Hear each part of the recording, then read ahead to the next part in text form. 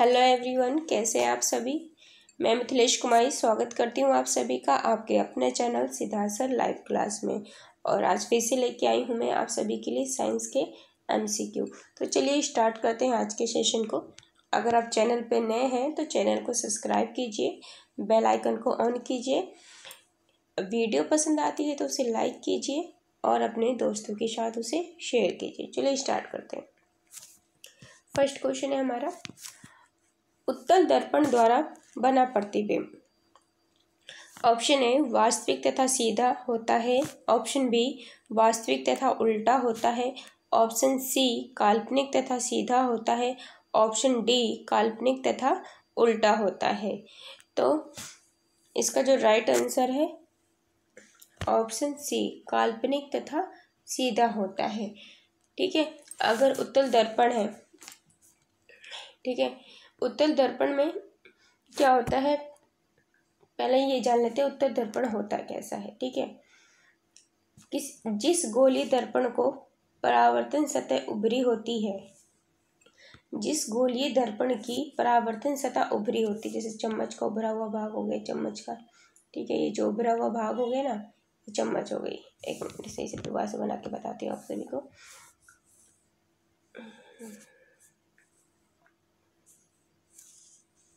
ये चम्मच है, ठीक है, तो ये जो चम्मच है, ये इसका उभरा हुआ जो भाग है पार्ट हुआ हमारा, ये हो गया हमारा उत्तल दर्पण। उसे उत्तल दर्पण कहते हैं। उत्तल दर्पण को, इसी उत्तल दर्पण को अपसारी दर्पण भी कहते हैं। क्या कहते हैं? अपसारी दर्पण। क्लियर है? तो इसमें अपसारी दर्पण भी इसी को कहते हैं।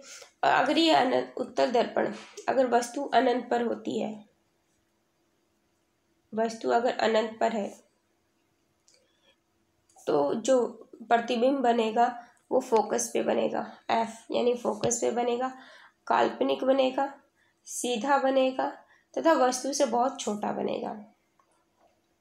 ठीक है, अगर ध्रुव पर है, ध्रुव पर वस्तु है यानी पोलर, इंग्लिश में पोलर कहते हैं, ध्रुव पर वस्तु है, ध्रुव पर, तो कहाँ पर बनेगा?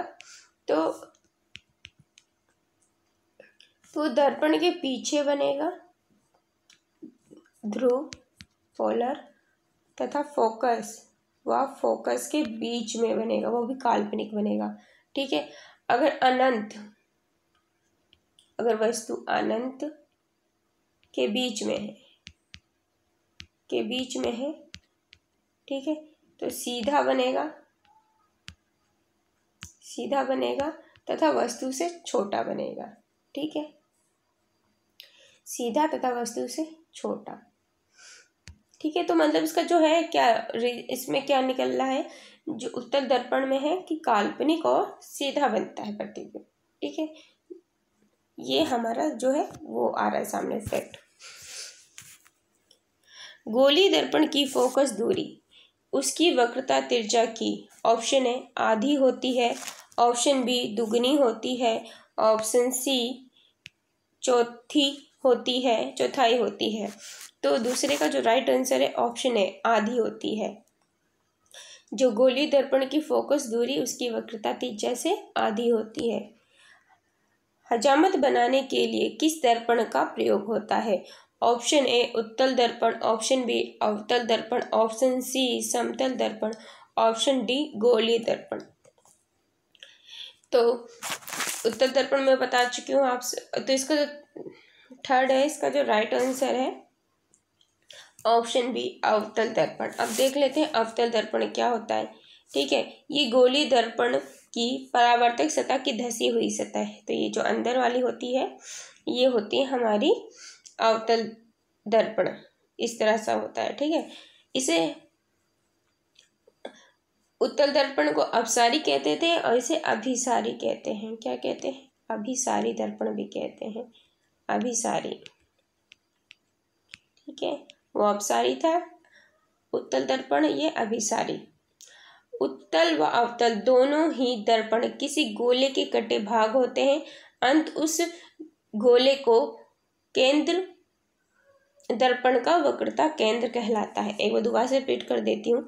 जो उत्तल व अवतल होते हैं दर्पण, वो किसी गोले के कटे भाग होते हैं।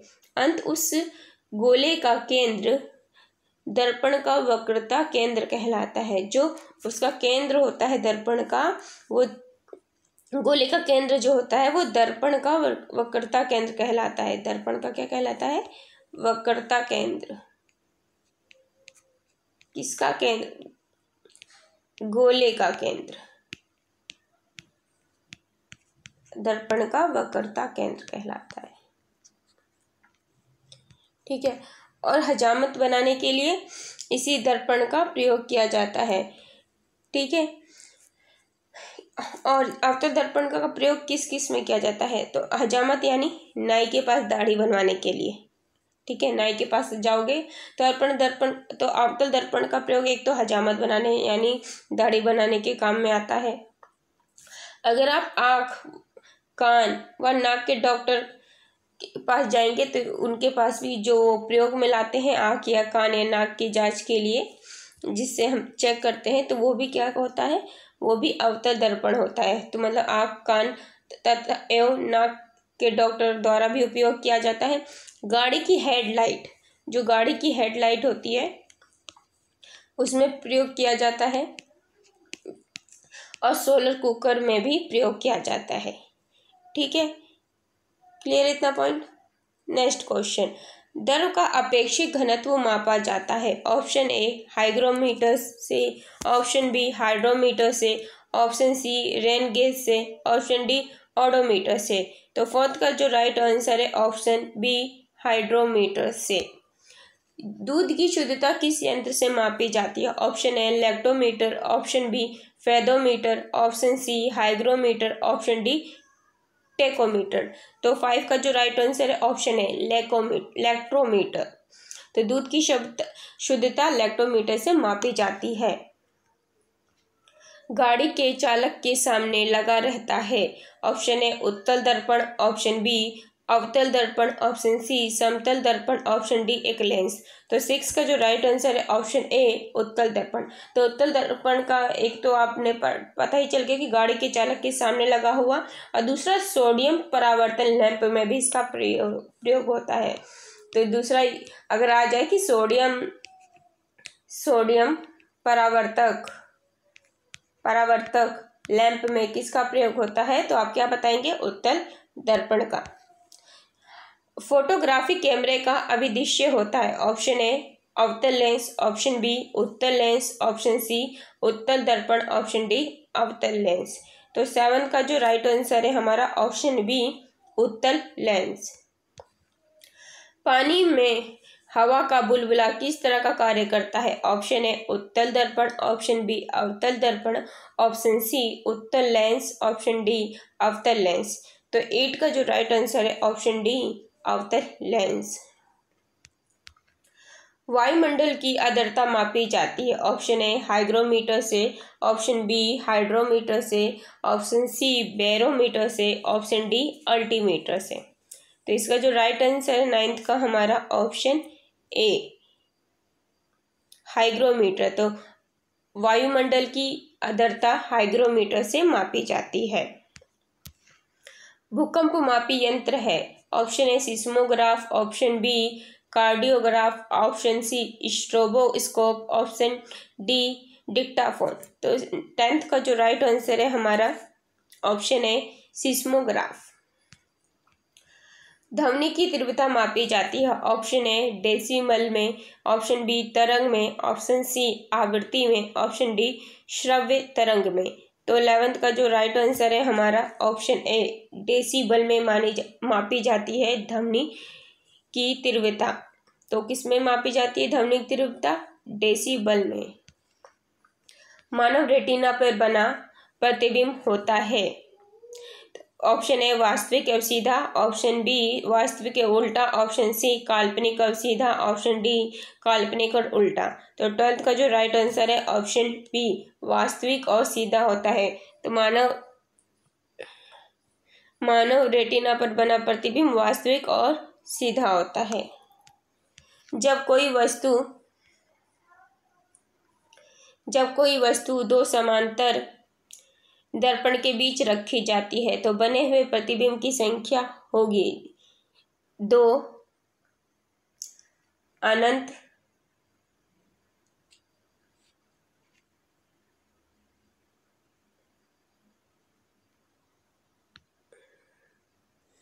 तो बताइए क्या राइट आंसर होगा। तो राइट आंसर है हमारा बी अनंत।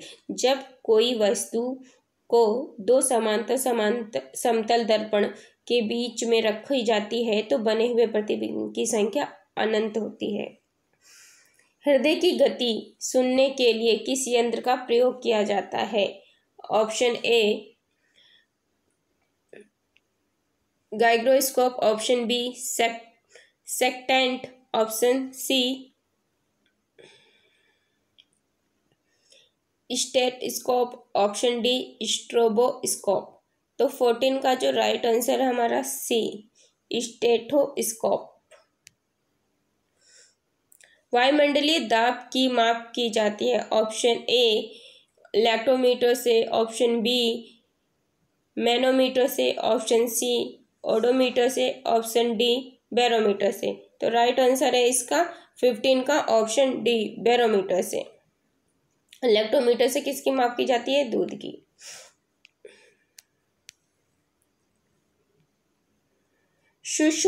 सरल सूक्ष्मदर्शी में वस्तु को रखा जाता है। ऑप्शन ए लेंस और प्रकाश केंद्र के बीच, ऑप्शन बी फोकस के बाहर, ऑप्शन सी वक्रता केंद्र पर, ऑप्शन डी अनंत पर। तो सरल सूक्ष्मदर्शी को रखा जाता है, किसमें रखा जाता है? इसका राइट आंसर है ऑप्शन ए तो लेंस और प्रकाश केंद्र के बीच।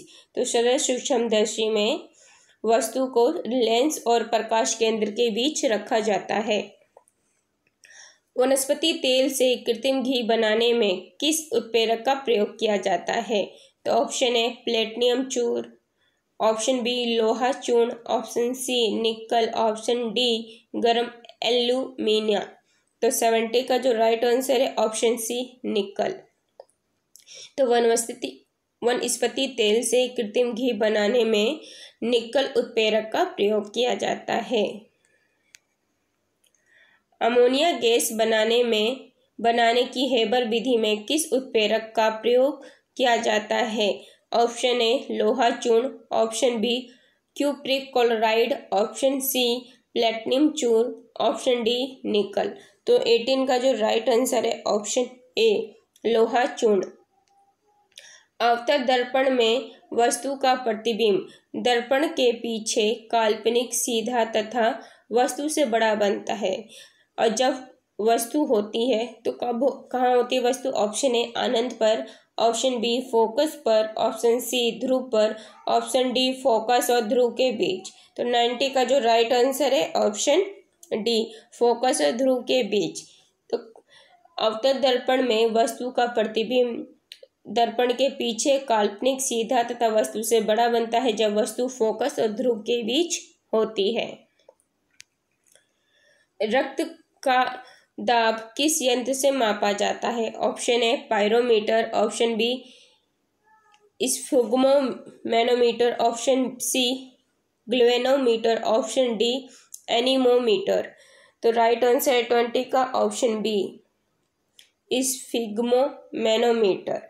ठीक है, तो आज का जो अगर आपने सीरीज ध्यान से देखी होगी, क्वेश्चन अगर साथ ध्यान से देखे होंगे तो एक क्वेश्चन का आप जवाब दे देंगे कि वायुमंडलीय